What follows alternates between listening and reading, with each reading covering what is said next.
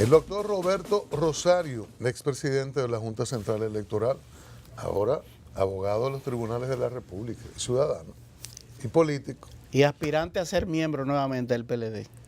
Vamos a ver qué dicen. Buenos días, Y no han dicho bienvenido. nada, no han dicho nada todavía. Le han dado la callada por respuesta. Bueno, yo supongo que se están tomando su tiempo.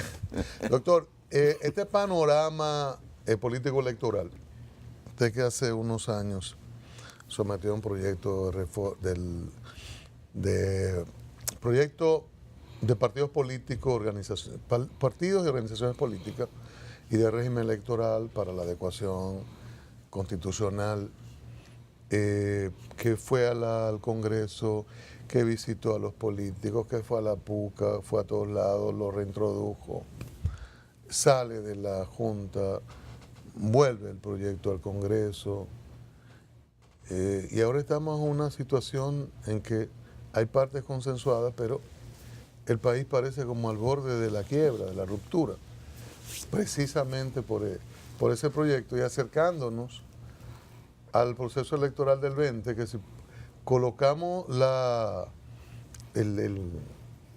cronología, Cronograma. o el cronograma, mejor dicho, realmente falta muy poquito tiempo para aprobar la ley. Bueno. ¿Usted qué piensa de todo este panorama? En primer lugar, gracias Chico, ¿verdad? Gracias Omar, gracias Cristian. Y a los televidentes, ¿verdad? Que le dan seguimiento a este programa diario.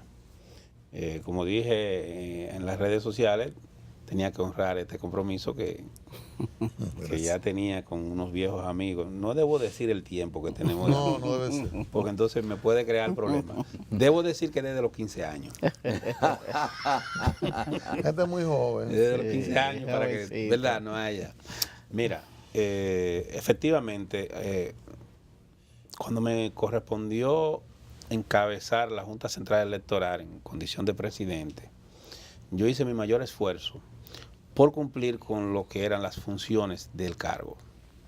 Y una de ellas es que como órgano rector de los procesos electorales, la Junta Electoral debe estar opinando sobre todos los temas que le son propios, por mandato constitucional o por la norma adjetiva. En el caso específico de la organización y convocatoria de las asambleas electorales, así como de la regulación del funcionamiento de los partidos, nos correspondió a nosotros someter un proyecto de ley de partidos, movimientos y agrupaciones políticas que pretendía resolver un problema que ya tenía, en ese tiempo tenía más de 15 años, que estaba en la palestra. Recuerdo que para hacer posible eso convocamos a varios de los magistrados de las cortes electorales de toda América, hicimos seminarios, encuentros, y entonces un grupo interdisciplinario de la Junta Central Electoral que yo coordinaba preparó y sometió ese proyecto al Congreso de la República. Pero para ser más preciso, ustedes recordarán que hicimos varios escarceos para lograr un consenso. Recuerdo incluso que en el año 2012, en la Pucamaima, todos los candidatos, el presidente de la República, el cardenal Agripino, firmamos un acuerdo de que no podía, no, fue en el 11, firmamos un acuerdo de que había que aprobar esa ley, que ese año había que aprobar la ley. Estaban los candidatos, o sea que estaba Fue en el 12. Danilo Medina era candidato Así es. y el presidente Fernández, Hipólito, Luis, todo el mundo. Todo el mundo estaba ¿Y qué ahí. pasó? Sí. Se supone que no me era Bueno, ya aprobar y firmar. se logró incluso cierto nivel de consenso y no se aprobó. Posteriormente, en el 14, hicimos otro escarceo. Volvimos a la Pucamaima y ahí nos reunimos y estuvieron presentes Cristina Lizardo, que era la presidenta del Senado, Abel Martínez, estuvo Reinaldo Paredes, los secretarios generales de los partidos. Yo creo que ya el PRM creo que estaba, si no estaba, fue en el 14 o el 15, estaba el PRM, estaba todos los partidos de oposición y gobierno, y llegamos a un acuerdo en la totalidad, en el 100% de los artículos que iban a ser aprobados. ¿Qué pasó? Pero ¿qué ocurrió? Que los voceros del PRM, en este caso Chu Vázquez y y el presidente Andrés Bautista hicieron una rueda de prensa minutos antes de la reunión en que íbamos ya, que se daba como un hecho que ya íbamos ahí a firmar el convenio, para decir que no se podía porque ellos ponían como condición que por votar por esa ley, que se conociera el nombre de los donantes o los aportantes. En ese momento, ¿qué tipo de proceso interno figuraba en ese proyecto? En ese proyecto lo que se había consensuado era que fuera opcional.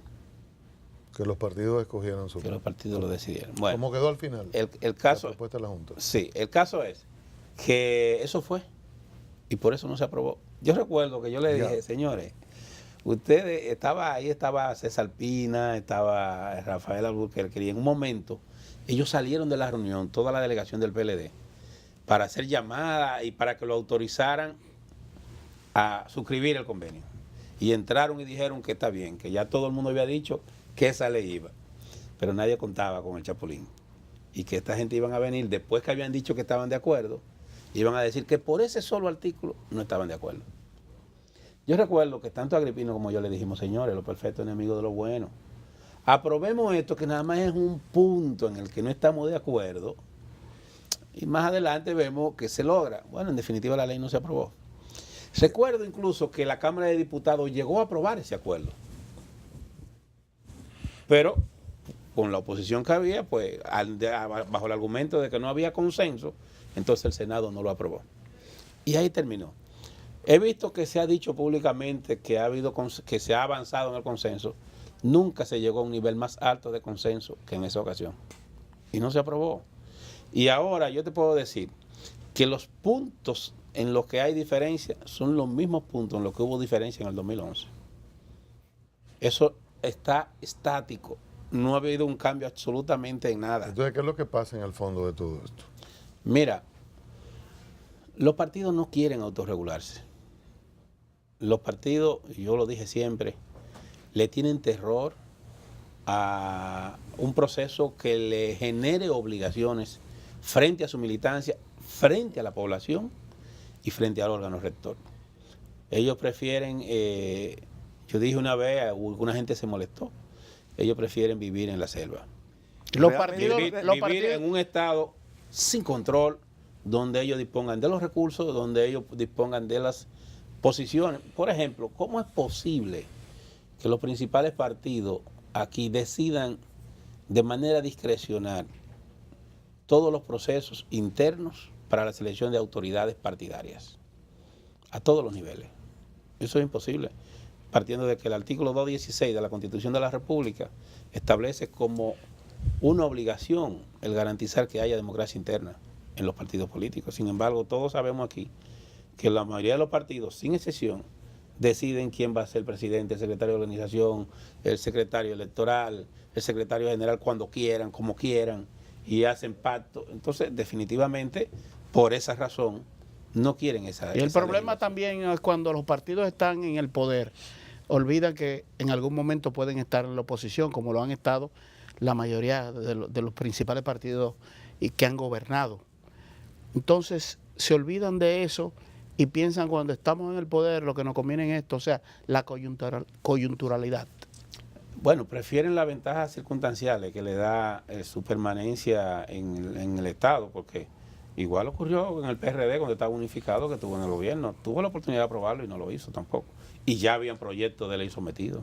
Sí. Tanto que se ha retrasado esta aprobación de la ley de partidos y como lo plantea usted, bueno, los partidos no quieren que sean regulados, supervisados.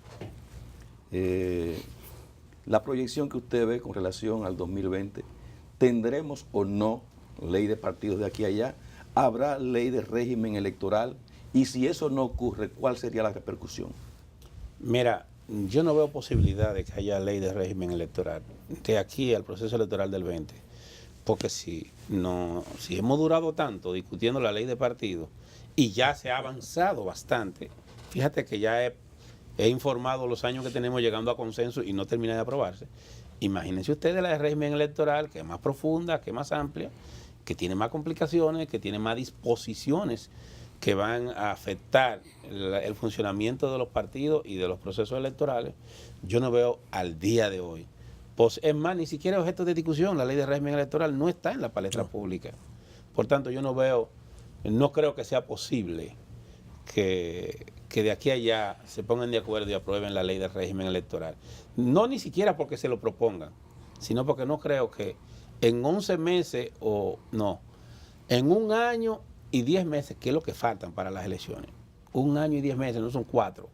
1 año y 10 meses, porque las elecciones son en febrero, las municipales. Febrero del 20. Entonces, en 1 año y 10 meses ya no hay tiempo para ponerse de acuerdo en la del régimen electoral. En la de partido, no es bueno especular. La ley de partido se aprobará dependiendo de la voluntad de sus promotores. Yo pienso que los promotores, si se lo proponen, pueden aprobar la ley de partido, aunque lamento mucho el clima en que se está aprobando esa ley. Y permíteme aclarar por qué. Al final, ¿qué es lo que es una ley de partido? La ley de partido define las reglas de competencia interna y las reglas de funcionamiento de quiénes son el soporte fundamental del funcionamiento del Estado Dominicano. ¿Qué es lo que son los partidos? Son las conexiones básicas con la sociedad dominicana. Y si esas conexiones básicas no son el resultado de una ley, que sea el resultado, valga la redundancia, de un consenso, que sea el fruto de un consenso entre sus actores, lo que se prevé es conflicto. Entonces, el clima, el momento en que se está aprobando es el peor. Yo recuerdo que cuando nosotros la sometimos, insistíamos mucho en que le estábamos sometiendo cuando faltaban más de 4 años para las elecciones, para que esa ley no fuera aprobada en medio de lo que es la agitación electoral. Y señores, vamos a ser sinceros, aquí la campaña electoral empezó. Ustedes no se han dado cuenta, pero nosotros estamos en campaña. Hace tiempo. Y ya se perfilan los precandidatos, se perfilan los candidatos, y ya se perfila en cada partido qué parte de la ley que se apruebe me puede perjudicar y qué puede no perjudicarme. Y en consecuencia ya las decisiones que se tomen pueden ser más el resultado de esa conveniencia circunstancial y coyuntural que de lo que conviene en sentido general a la sociedad. Por eso que yo digo es que de aprobarse, que pareciera que se puede aprobar por cómo conocemos que funciona el sistema legislativo nuestro. ¿Con primarias abiertas se aprobaría? Pareciera. En la Cámara de Diputados se dice que matemáticamente no dan los números para un lado ni para el otro. Ahora, políticamente...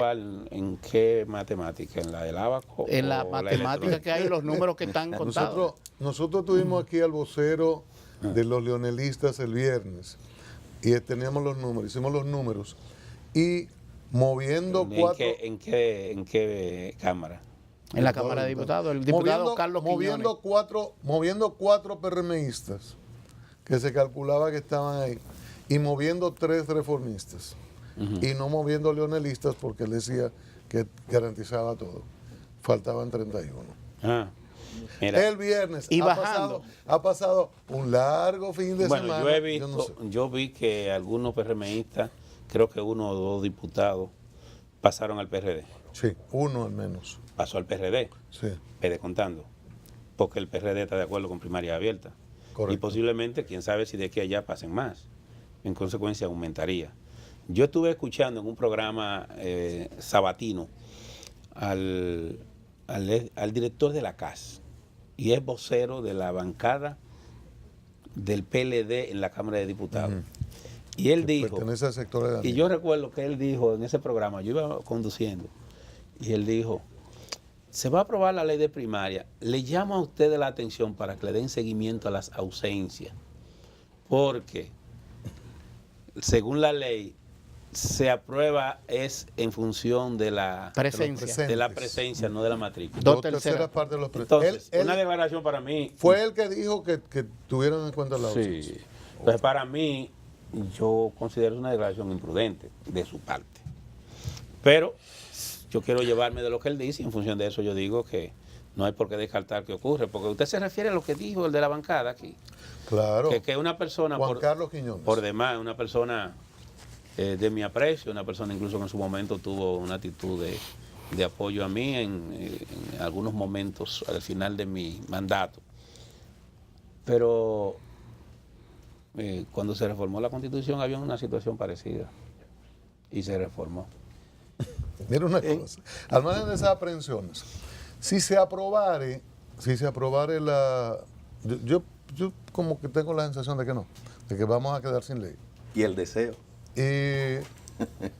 Pero si se aprobare en una conversación con Arístides Victoria Yep, que es el presidente de esta comisión, él lo fue de la bicameral, que la dirección del PLD desmontó por segunda vez una bicameral, porque cuando Karen Ricardo también la desmontaron.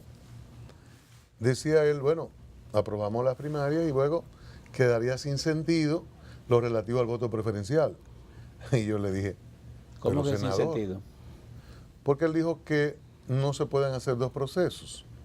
Si usted hace unas primarias abiertas, donde hay una elección desde los ciudadanos hacia el partido, luego carece de sentido hacer un voto preferencial. Estaría eligiendo dos veces, dice él, porque ya fueran elegidos. Entonces yo le dije, bueno, pero entonces usted está planteando una complicación mayor, porque una reforma, una ley de primarias simultáneas abiertas, sin consenso, más tener que reformar dos leyes de voto preferencial de regidores de diputados, y le recordé en ese momento que los diputados decidieron el voto preferencial al margen de las direcciones de los partidos. Aquella vez se reunieron y lo hicieron al margen de la dirección. Entonces, ¿por qué esta complicación y otras dos complicaciones de modificación? Miren, yo quiero recordar a ustedes que el Cafecito Santo Domingo, muchas gracias. así se recuerda mejor, Sí. o todos recordamos mejor. Ese es el mejor café del mundo. Sabor que arranca en el aroma. Gracias. Energía. Muy bien, gracias. Cafecito Santo Domingo caliente, como siempre. Bueno, Calientito. gracias. Señor, gracias. ¿Te quieres recordar? Mire, el voto preferencial fue un reclamo de la sociedad civil. Tiene muchos vicios, pero tiene muchos vicios sobre todo por el diseño de voto preferencial que tenemos en el país. Y como consecuencia de esos vicios, la Junta Central Electoral en el 2011 dejó sin efecto la resolución, porque no era por ley, la resolución que instituyó el voto preferencial en los diputados. Y al margen de la dirección de los partidos, en menos de una semana se reunieron Senado y Cámara de Diputados y por ley dijeron no, el voto preferencial va. Ustedes se recuerdan, pese a la decisión que se tomó. Ante esa situación, nosotros dijimos, mira, como ya esto se va a complicar y va a haber voto preferencial, esa fue una de las motivaciones que nosotros tuvimos para pensar en resolver el único elemento que quedaba por resolver del sistema electoral, que era el escrutinio, es decir, el conteo de la votación, el conteo manual para llevarlo a un conteo electrónico. Bueno, el caso es que lo impusieron por ley. Después, a gestión de Juan de los Santos, sobre todo, se aprobó el voto preferencial para el municipio. ¿Cuál es la diferencia entre este voto preferencial municipal y el voto preferencial anterior? Que el voto preferencial congresional se daba cuando las elecciones congresuales iban el mismo día que las elecciones municipales. Ahora las elecciones municipales van sola en el mes de febrero del 2020. No van juntos con las elecciones congresuales. Y son por primera vez en la historia, de los últimos, no sé si los últimos 50 años, las elecciones municipales serán totalmente descentralizadas. Pero dicen que va a ser súper complicado. No, lo más fácil que se ha hecho en toda la historia. ¿Por qué? Porque las elecciones, por ejemplo, de Villa Altagracia, no tienen nada que ver con las elecciones de Jaina. La Junta Electoral de Jaina va a manejar su elección, la Junta Electoral de Villa Altagracia va a manejar su elección. La Junta del Distrito es la que va a tener que ver con las elecciones del alcalde y los regidores del distrito. Y la Junta de Santo Domingo Este es la que va a tener que ver con el alcalde y los regidores de Santo Domingo Este. Van a hacer, los boletines lo van a hacer cada Junta Electoral. La difusión de los boletines lo va a hacer cada Junta Electoral. Elecciones todo locales. el sistema. Pero la Junta... O sea, la Junta lo único que va a hacer ahí es un facilitador. La Junta Pero Central. la Junta, Sí, un facilitador. Doctor, o sea, perdón. le va a dar la boleta, la logística, educación, pero el responsable de la organización, el cómputo, la difusión y la declaración y proclamación de ganadores es cada junta electoral en cada municipio. Entonces, ¿por qué la Junta y algunos partidos están hablando de deshacer el voto preferencial de concejales o regidores diciendo que eso complicaría demasiado? No, yo digo que eso era correcto en el diseño anterior. Ok. Donde, era todo junto. Claro, era todo junto, de alguna manera el cómputo de un municipio tenía que ver con el del otro, pero ahora son totalmente descentralizados, ahora no tiene sentido. Ahora, el único sentido que tendría es quitar una conquista que en ese momento generaba dificultades, pero que en este de ahora ya no lo va a generar porque son separadas. La separación de la municipal del congresional, desde mi punto de vista, hace que el voto preferencial sea viable. Yo entiendo que de hacerlo cometerían un error. Yo quiero retornar Importante ponderar eso. a lo de la ley de régimen electoral. ¿Cómo usted prevé que se pueda desarrollar un próximo proceso en República Dominicana sin una reglamentación de esa naturaleza? Igual que los anteriores. No va a haber problema. Con las mismas dificultades, no va a haber problema. Porque no hay forma, con la actual legislación, no hay forma de que pueda haber un control efectivo del gasto. No hay forma de que pueda haber un control efectivo del acceso a los medios de comunicación.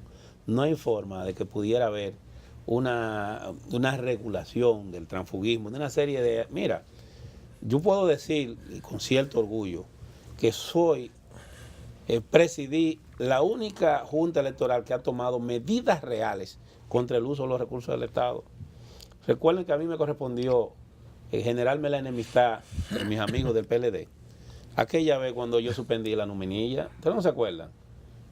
Que eso fue al pleno de la Junta, que éramos 9, y no había forma de que el pleno aprobara una resolución dejando sin efecto la nómina. Y un día yo le dije, señores, vamos a salir de esto. Y llevamos eso a la Cámara Administrativa, y fue la Cámara Administrativa que suspendió la nómina del Estado, que había una nómina paralela del Estado. Eso nunca ha ocurrido, eso ocurrió en esa gestión. Pero eso me generó a mí todas las enemistades del mundo. Entonces no todo el mundo le gusta tomar decisiones como esa. Entonces, sería tener que tomar decisiones que generarían mucho escozor. Yo te diría que esas situaciones vendrán igualitas. Sobre todo, no agravadas en el tiempo. Peores en ese aspecto. Porque ahora el reformador constitucional en la Constitución del 2010 introdujo un elemento nuevo, y fue el artículo 74, que no estaba en la Constitución anterior, que en su numeral 2 establece que los derechos fundamentales, en los casos que esa misma Constitución permite, solo pueden ser reglamentados con la existencia de una ley. Entonces, ¿qué pasa? En el derecho electoral hay muchos derechos fundamentales involucrados, que para regularse no pueden ser por reglamento. Les voy a poner un ejemplo. Yo sometí un reglamento tratando de resolver ese problema. La Cámara Administrativa en el 2008 sometió un reglamento, 2008 o 2007. Y yo recuerdo que la FINJU llevó por escrito una oposición rabiosa y casi hasta amenazaron a nosotros con someternos a la hoguera. Y fue la Sociedad de Diario, fue mi amigo Monegro representando al periódico que él representaba. Saludos para Eso fue Monegro. Percio Maldonado, cogió un turno. Fue Molina Morillo. Esos señores, fue un concierto. Fue Virgilio Bello representando al PRD, oponiéndose, estando en la oposición, oponiéndose a la aplicación de ese reglamento. Por el control de publicidad, regulación de publicidad. Sí. Y al final no se dio, no se pudo reglamentar. Ahora, mirando a ese ejemplo, yendo al 20, tenemos... Y si ahora entonces tienen el artículo 74 que no tenían antes, con más razón se van a oponer. Parece que no tendríamos, si no tenemos ley de partidos ni de régimen electoral y proceso de voto preferencial de regidores y de diputados, como está consignado, y la Junta que habló con los partidos o con un grupo de partidos de volver al conteo manual, y aquello fue planteado como un logro, ¿qué podría pasar con esos votos preferenciales en esos dos niveles? Y sin regulación de montos, sin ningún tipo de regulación por ley, que la Junta tenga que enfrentarse a un partido que va a un quinto periodo, ya sea de reelección de Medina o de repostulación de Leonel Fernández, de continuidad, digamos. pero partido de continuidad con mucha fortaleza, y una oposición que está harta de estar en la oposición. Frente, en la oposición. O sea que va a haber una gran tensión, una gran lucha por resolver esta contradicción. Los dos escenarios más complicados que puede tener un administrador electoral es un escenario donde las elecciones son cerradas y se decide por poco. Caso, por ejemplo, de México en el 2006 con López Obrador, que la diferencia fue 0.5 y generó una crisis que el IFE de México prácticamente colapsó. O unas elecciones como la del 2012 que fueron muy reñidas aquí, aunque creo que le llevó como una diferencia de un 3% y fue complicada. O como la última que tuvimos el 16, donde ya desde 4 meses antes todas las encuestas daban una diferencia a un partido de aproximadamente un 25 o un 30% que nunca varió. Cuando eso ocurre en el último escenario, el partido que entiende que esa situación no va a variar, ya no se preocupa por participar. Su rol es deslegitimar el proceso para justificar sus resultados. El panorama que se vislumbra de aquí al 20 será un panorama más reñido que el anterior. Pienso que al día de hoy, como está en la situación, pareciera que el Partido de la Liberación Dominicana, según las encuestas, sigue siendo el partido predominante, digamos un 45 o un 50%. Y el PRM sigue siendo el partido principal opositor, ubicándolo en un 30 o 35%. Ese panorama puede cambiar mañana, pero es el que tenemos hoy. Y si ese panorama se da en el proceso electoral que se presenta con una serie de cambios en las reglas de competencia, eso puede crispar un poco el proceso electoral. Desde mi punto de vista, la elección de febrero tendrá un rol importante e incidirá mucho en la elección del mes de mayo para la presidencial y congresual. ¿Los partidos se podrán aliar en esas elecciones municipales? Usted tendrá... Eso va a depender de si hay voto preferencial o no hay voto preferencial. Sí, la complejidad... Haga la traducción de eso. Bueno, si hay voto preferencial, si se elimina el voto preferencial y tenemos lista cerrada, yo le pronostico a ustedes que la gran alianza del Partido de la Liberación Dominicana se va al suelo. Okay. ¿Cómo ocurre? Sencillo. Tiene 14 partidos aliados. Van a un municipio donde hay 8 regidores. Todos los aliados van a querer que le den el número 1, el número 2, el número 3, lo que pueden salir. Y entonces el pleito... Cobran adelante para después un supuesto apoyo. Claro, en la presidencial. Pero todos saben que después esos alcaldes se quedan sin regidores. ¿Por qué? Porque después que están electos, entonces, recuérdense lo que pasó con Juancito en Santo Domingo Este. Quienes más lo adversaron fueron la gente que él llevó en su boleta, en una boleta de arrastre. Los aliados. Entonces, ¿qué va a pasar? Eso va a afectar ese bloque de aliados y podría afectar el PRM, que también tiene un bloque de aliados. Porque ya el partido que se alía, ahora mismo, por ejemplo, en el voto preferencial para diputados, donde hay 8 candidatos a diputados, el partido grande le da a los demás partidos, le da 4 y lleva 4, pero le está dando la candidatura. Pero si es por lista cerrada, no es candidatura que le está dando, le estaría dando el electo. Si tú vas en primero, ya tú eres regidor. Sí. Si tú vas en segundo, ya eres regidor. Entonces, no van a tener capacidad de mantener esas grandes alianzas. ¿Qué va a ocurrir? Que el votante que en febrero fue y votó por la oposición, no es verdad que vaya en mayo a votar por el gobierno. Igual, viceversa. Entonces, por eso yo digo que el panorama electoral podía variar en función de que haya o no haya voto preferencial para la de febrero. Eso va a incidir. O sea, si es preferencial, le conviene a los grandes. Si es preferencial, le conviene a los grandes. Si es lista cerrada, le conviene a los menos grandes. A los que, para que no se sientan mal, a los que tienen menos cantidad de votos. Esa complejidad de las elecciones del 2020, pudiéramos estar pensando ante una oposición que ya ve que el PLD sigue consolidado como primer partido, esa pretensión de deslegitimar el proceso, estaríamos posiblemente escuchando pedir comisión de notables por encima de la Junta Central Electoral. Mira, a mí no me gusta emitir pronósticos o juicios que pudieran interpretarse como crítica a la actual Junta Central Electoral.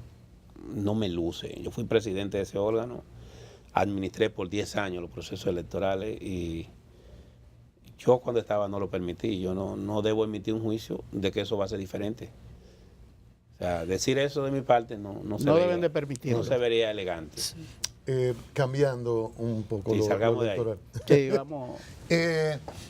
Hace poco se instaló una mesa aquí de trabajo de la Comisión de los Derechos Humanos para fiscalizar, discutir sobre temas constitucionales, legales, migratorios, etcétera, ellos que han impugnado elementos de nuestra Constitución.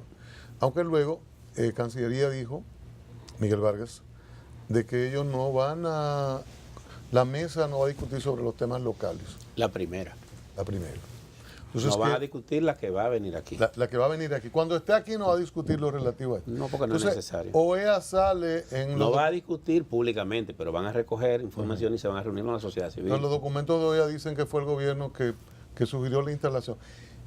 Usted que manejó temas, estos temas desde la Junta Central Electoral, que hasta le costaron la cancelación de visado de parte del Departamento de Estado del Gobierno de los Estados Unidos, a instancia del embajador. ¿Y qué piensa de todos estos temas? Porque hubo una resolución constitucional, una ley y un plan de regularización, en el que se invirtieron 2.000 millones y en el que la Junta tuvo un rol importante, y de repente como que todo se deshace. Mira, yo dije el día pasado, para entrar a tu pregunta, yo dije el día pasado que el partido de gobierno es el único partido que puede ser responsable de su propia derrota. Y tiene mucho que ver con ese tipo de cosas. El partido de gobierno se ha disociado de sus ideas originales. Y eso lo lleva a que haya una diferencia entre lo que piensa el partido, no como estructura de comité político, sino como sus miembros, su militancia. La razón social. La razón social de ese partido. Disociado, vamos a aclarar, o a ser más preciso, escúcheme, se ha alejado de eso. Hay una lejanía entre lo que son las políticas públicas aplicadas del Estado y lo que son las políticas partidarias. Por una serie de temas como ese. Yo no le veo sentido en estos momentos a que sea el gobierno dominicano que haya gestionado eso. Y sobre todo la base sobre la que la gestionado. Yo te voy a poner un ejemplo.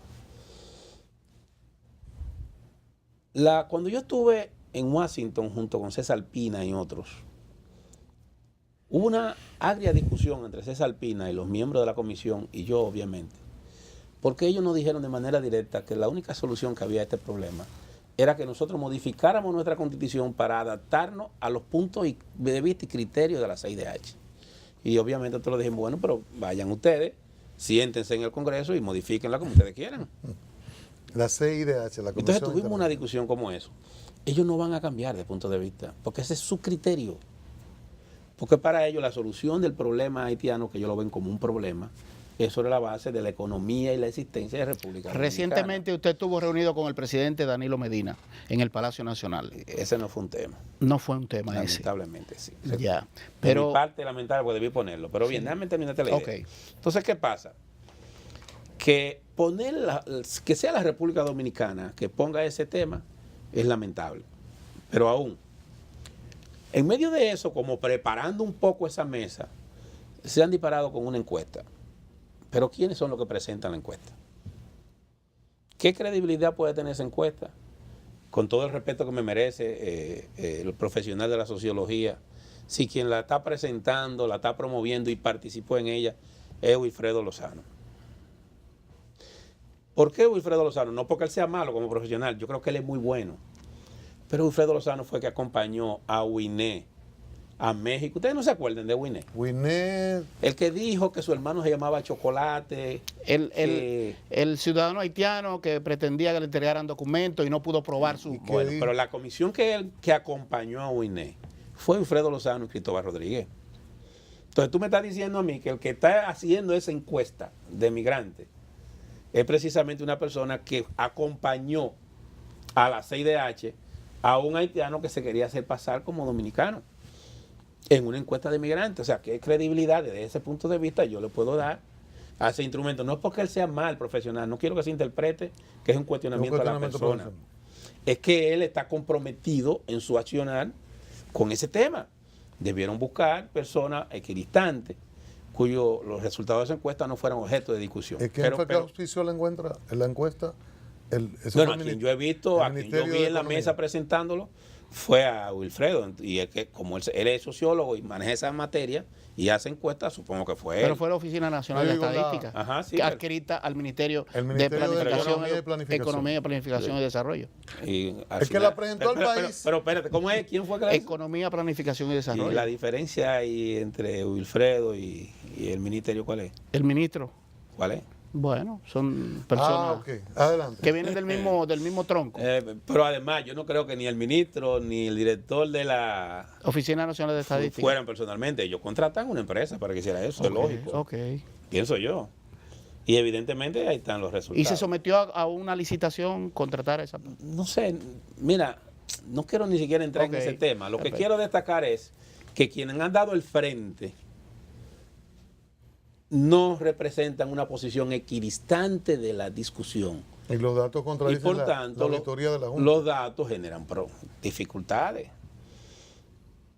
Porque ahora, por ejemplo, tenemos, en días, es más, un mes antes, varias instituciones del Estado hicieron un anuncio diciendo que aquí había 600,000 dominicanos sin declarar. Hicieron una rueda de prensa. Y que se iba a hacer un trabajo donde estaba la comisión que dirige Domingo Contreras, y estaban una serie de instituciones, como 7 instituciones. 600,000 dominicanos.